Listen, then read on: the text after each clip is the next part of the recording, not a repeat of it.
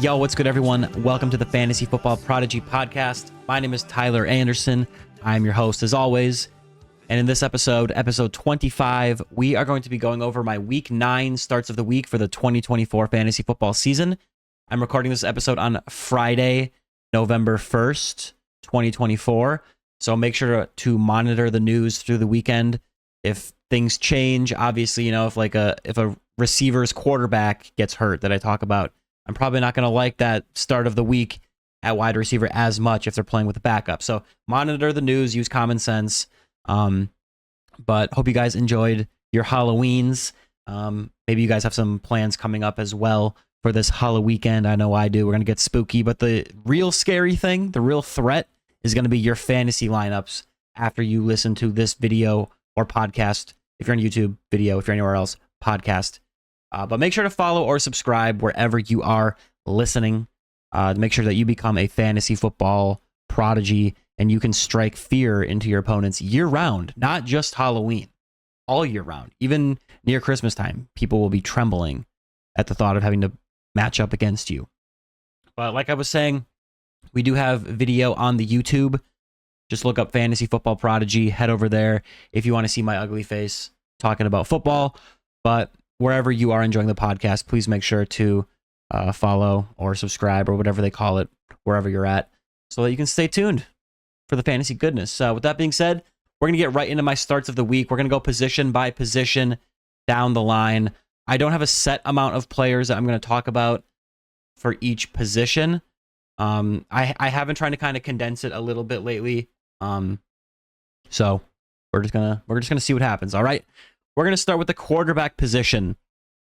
My Week 9 quarterback start of the week, Sam Darnold at home versus the Indianapolis Colts. The Colts have played mostly bad quarterbacks, and they still give up the 12th most points per game to the quarterback position on the season in 2024. This game has a 46.5 point over-under. Sam Darnold is also the quarterback 13 in points per game on the season. He's been really solid. He has Justin Jefferson and Jordan Addison at wide receiver. He has running back Aaron Jones out of the backfield, and star tight end TJ Hawkinson is expected to make his debut in this game after missing time with an injury. He's probably going to be limited in terms of snaps and involvement, but that's just another weapon that Darnold has at his disposal if needed. Wow, that was a tough word to say. This is a good matchup at home. Sam Darnold is a low quarterback one play in Week 9. That's my quarterback start of the week. I only had one. I know. When I was looking at the quarterbacks this week, it seems like it's kind of a week where you want to start your studs. Like Hurts, Allen, Lamar, Daniels, like those guys are in.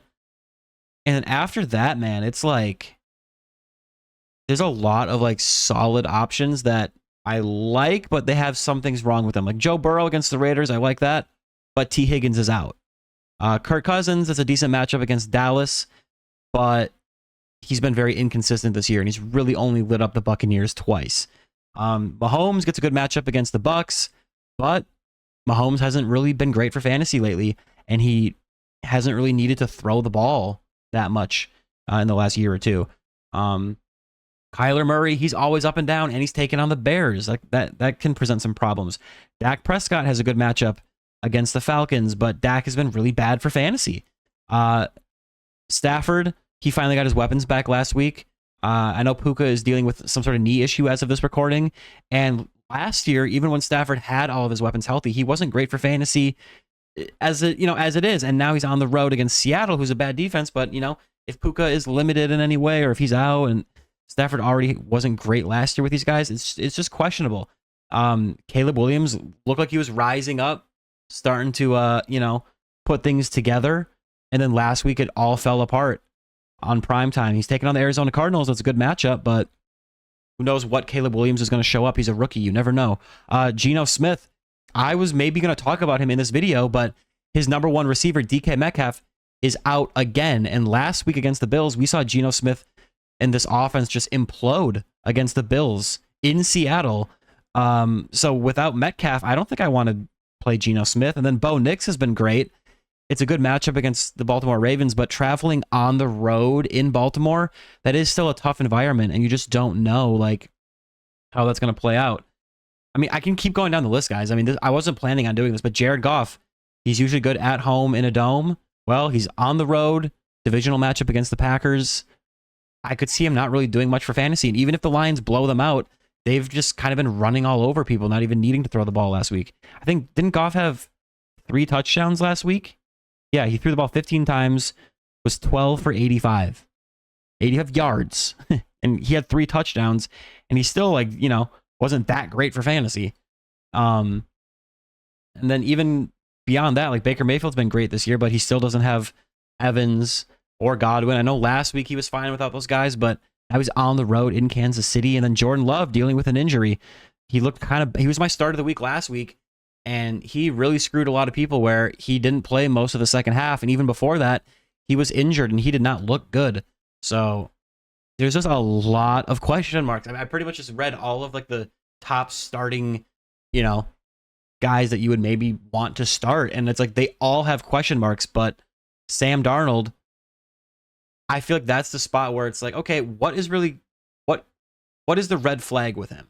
There really isn't one other than the fact that, well, he's Sam Darnold and we're just waiting for the shoe to drop. But really, this year he's had one bad game, and that was against the Jets, which, you know, they're a tough matchup. So I think at the very least he's going to be, you know, in the upper teens in points in this game, and I think he's, you know, he's going to be a solid play. So I did not plan on going on that rant about quarterbacks, but just to give you a little insight as to why I picked Sam Darnold and why, you know, obviously when I do these videos, I don't just want to be like, okay, start of the week, Jalen Hurts against Jacksonville. Like, obviously you're starting him, you know? With that being said, though, moving out of the running back position, I am going to give a little bit of kind of like an auto start, but I just want to bring him up just in case. Okay, so Alvin Kamara of the New Orleans Saints on the road against the Carolina Panthers.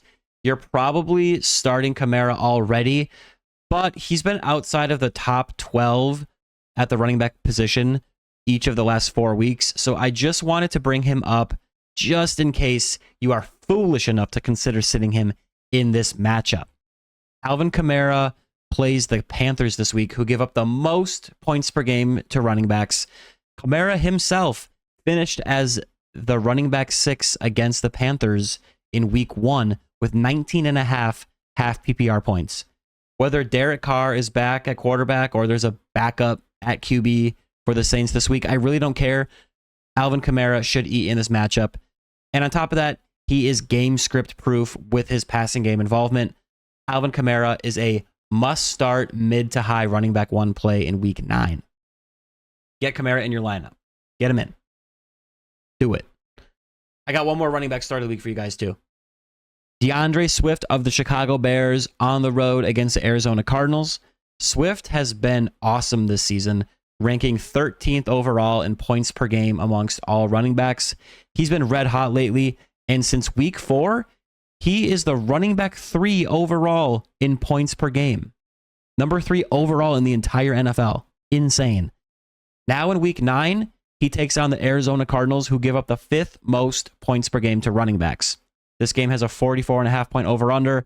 Swift is too hot to bench right now. You got to put him in your lineup. He's a high running back 2 play in this matchup in week 9. Those are my running backs, chat. Those are my running backs. We're going to move on to wide receiver. I got one wide receiver start of the week. I'm really confident in this guy. Don't let me down. Josh Downs. Get it? Down. Okay, whatever. Anyways, Josh Downs of the Indianapolis Colts on the road against the Minnesota Vikings. Downs is clearly a talented player, but the quarterback play of Anthony Richardson has definitely limited the team's passing production at times this season. Well, Richardson just got benched for Joe Flacco for the foreseeable future, and we know Joe Flacco can sling the ball and get it to his weapons. We have already seen Josh Downs play well this season with Joe Flacco. When Flacco steps in there, the passing game just improves. The weapons can get the ball. Everything is just better.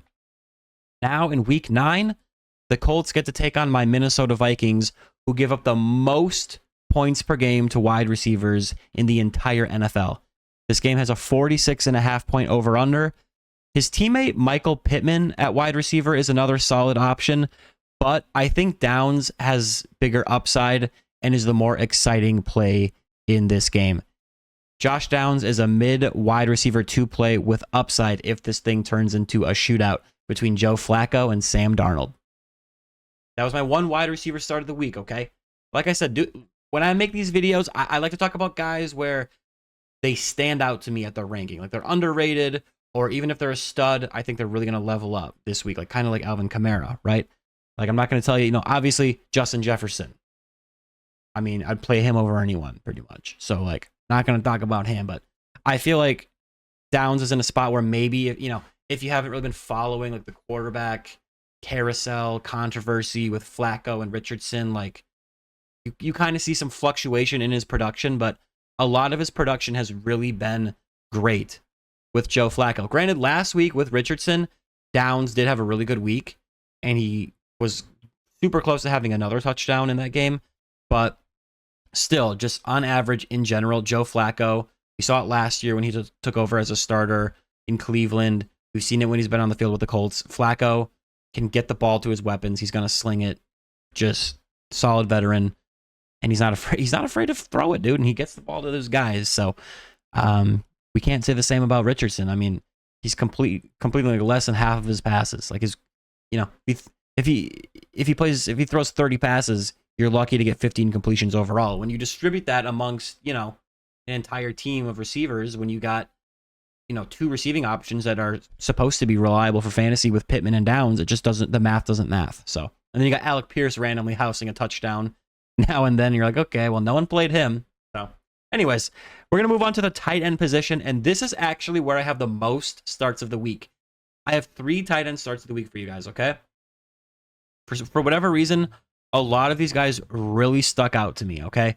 I'm going to start with the one who's probably my favorite, and we're going to go with Evan Engram of the Jacksonville Jags on the road against the Philadelphia Eagles.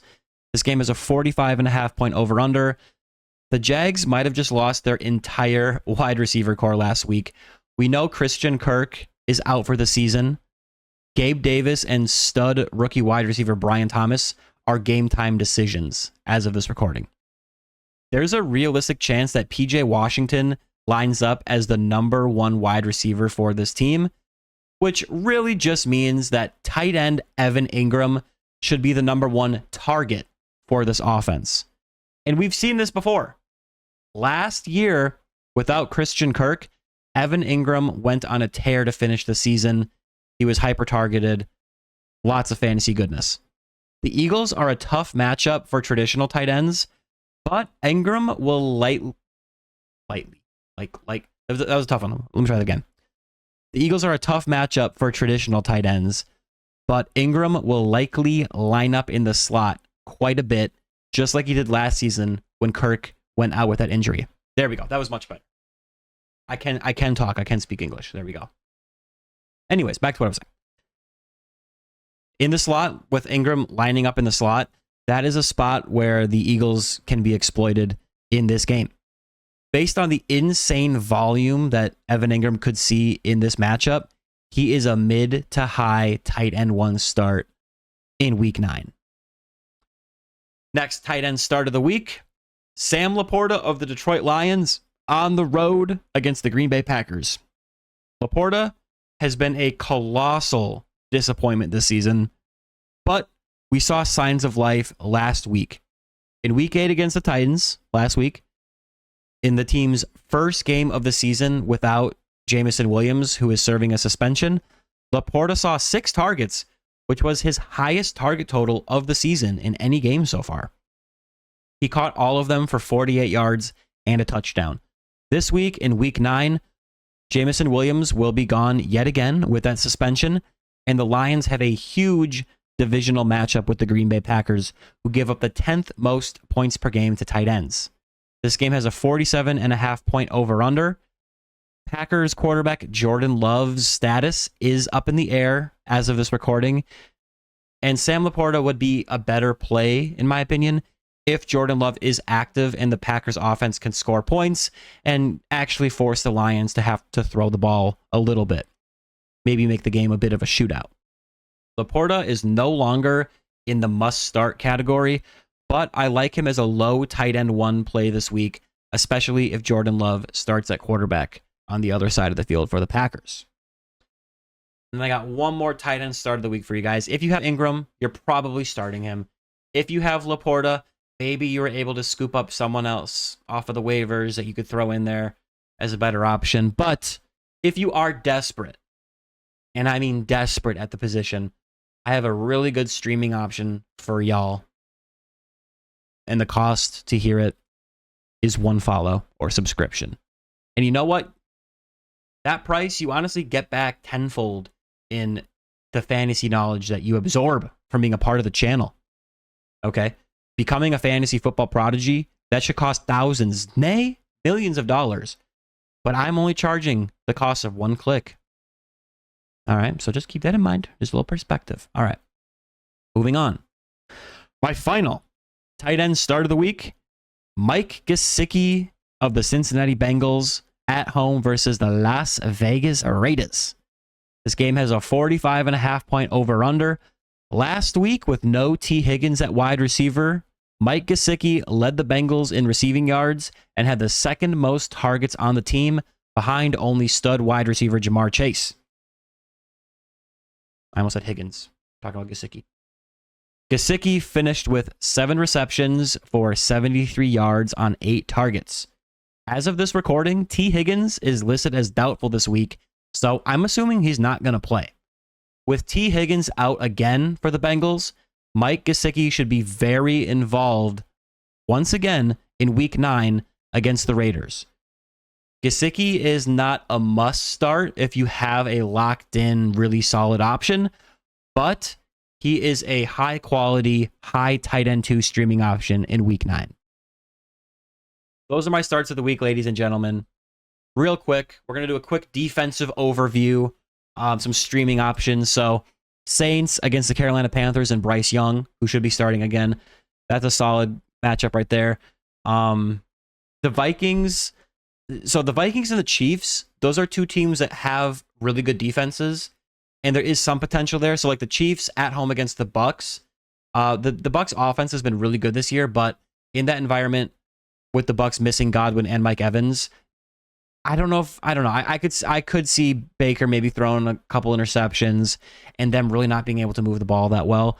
And then the Vikings at home versus the Colts. I know Flacco is starting, so the offense should be better and moving a little bit, but I think there are still opportunities for turnovers, and the Vikings just have a tremendous defense overall for fantasy and real life. Skol Vikings, Super Bowl champions 2024. Anyways, so the Saints are a good streamer.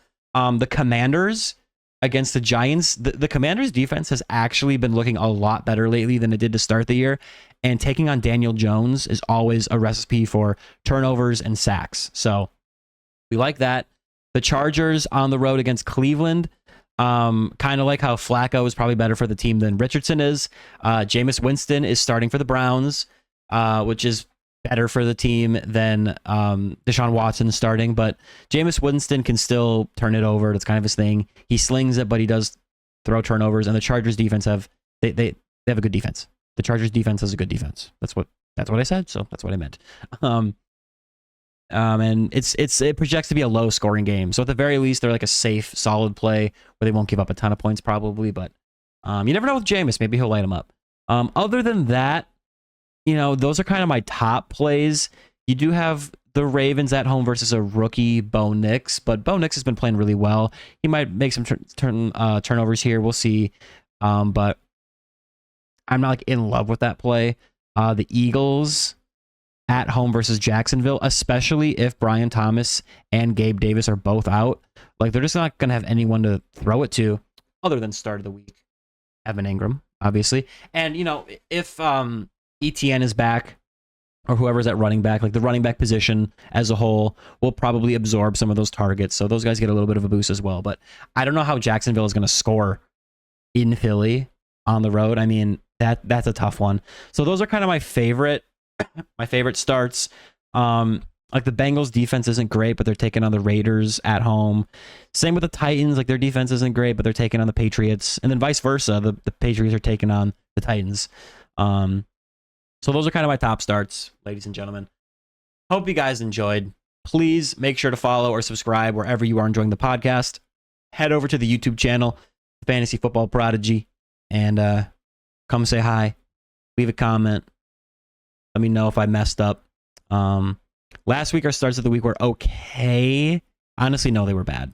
Jordan Love. Should we do it? Should we do a recap? I never know if we should do a recap, especially when it doesn't go well. But we'll do a quick recap. So Jordan Love was my quarterback start of the week, and he was a complete bust. He was the quarterback 33 on the week somehow, I'm seeing. There's 32 How is that possible? Malik Willis came in and outscored him. So that's okay. Maybe I shouldn't be doing this. I'm going to lose all my credibility. I swear, we've had much better weeks. Here we go. Kareem Hunt, guys. Kareem Hunt. Running back 22 on the week, 12.8 points. We'll take that. You know, I said he was a high running back 2, low running back 1 play. Finished as a low running back 2. So we'll take that. Javonte Williams, listen. It's not my fault. Bo Nix scored all the touchdowns, bruh. Javonte, he looked like a solid play. He finished with 7.2 points against the Panthers. That's just because Bo Nix, he hogged all the touchdowns, dude. And I did play Bo Nix over Kirk Cousins last week in a league, so I'm thankful for that from that perspective. But I couldn't even, thrown him to Javonte at the very least. I played Bo Nix over Kirk Cousins, and the noon game hit, and Cousins threw 4 touchdowns, and I was like, whoops, I messed up. But then Bo Nix came out and actually outscored Cousins somehow. So Jaden Reed was my other wide receiver start of the week. So obviously Jordan Love was a complete bust, and so was Jaden Reed. He finished with 6.5 points and half PPR, and that he had a kind of longer reception, like very late, like right at the end of that game. So if he didn't even get that, he would have been even worse. And then DJ Moore somehow did worse than Jaden Reed. He had 4.4 points and half PPR. So quarterback start of the week, wide receiver starts of the week, and then one of the 2 running back starts of the week for me were all just busts, essentially. Kareem Hunt was really the only one that kind of, did anything. But my tight end start of the week, David Njoku, was solid. He had 14.6 points, was a tight end 8 on the week. We'll take that. So I swear to you, if you're a first-time listener, we normally do much better with these starts of the week calls. So we're going to get back on track this week. But like I was saying before, that's all I have for you guys. Thank you for listening. Hope you enjoyed. I'll see you guys in the next one. Good luck to everyone except my opponents in week 9. Have a good rest of your weekend, and I'll see you later. All right? Peace.